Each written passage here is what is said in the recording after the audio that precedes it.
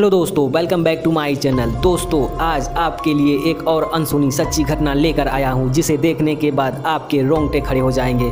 तो चलिए शुरू करते हैं। दोस्तों, कभी कभी दुनिया में ऐसी घटनाएं भी घट जाती हैं जिस पर यकीन करना मुश्किल हो जाता है। एक ऐसी ही घटना साल 2014 में घटी थी, जो अब तक दुनिया भर के लोगों के लिए एक रहस्य ही बना हुआ है। दरअसल मलेशिया एयरलाइंस का एक विमान 239 लोगों के साथ आसमान से ही अचानक गायब हो गया था।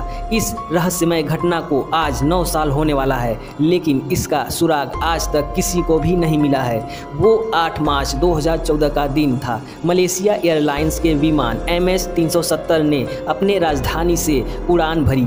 उसे उसी दिन चीन की राजधानी बीजिंग पहुंचना था, लेकिन विमान के उड़ने के कुछ ही समय बाद उसका संपर्क यातायात नियंत्रण केंद्र से टूट गया। इसके बाद विमान के गायब होने को लेकर खबर आई, कई तरह की बातें हुई, लेकिन उसका कुछ पता नहीं चला। दोस्तों, पहले यह अंदाज़ा लगाया गया कि शायद विमान को आतंकियों ने हाईजैक कर लिया है, लेकिन फिर बाद में इस तरह के कोई संकेत नहीं मिले।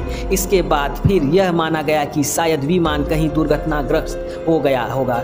इसको लेकर फिर खोज किया गया। कई महीनों तक कई देशों में विमान की खोजबीन चलती रही, लेकिन विमान का कुछ भी पार्ट हाथ नहीं लगा। कहते हैं कि 1 लाख वर्ग किलोमीटर से भी ज़्यादा के दायरे में विमान की खोजबीन चली, लेकिन जहाज़ का कुछ पता नहीं चला।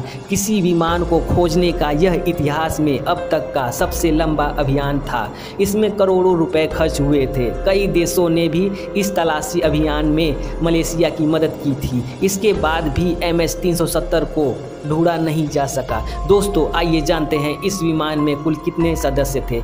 जानकारी के मुताबिक इस विमान में कुल 239 लोग सवार थे, जिसमें 227 यात्रियों के साथ साथ 12 चालक दल के सदस्य भी शामिल थे। इसमें सबसे ज़्यादा संख्या चीन के यात्रियों की थी, उसके बाद मलेशिया के कहते हैं कि आखिरी बार विमान को हिंद महासागर के ऊपर उड़ान भरते हुए पाया गया था, लेकिन इसके बाद तो अचानक रडार की पकड़ से बाहर हो गया। इसके बाद उसका किसी को भी पता नहीं चला।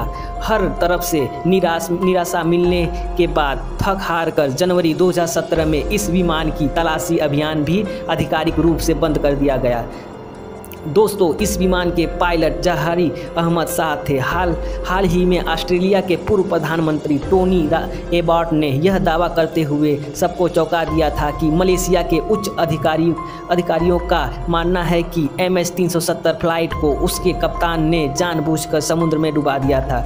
उनका दावा था कि कप्तान आत्मघाती था, जिसने विमान में सवार सभी लोगों की जान लेने। हालांकि अपने इस दावे से संबंधित कोई सबूत उन्होंने पेश नहीं किए। उनका दावा भी एक अनुमान ही माना जाता है।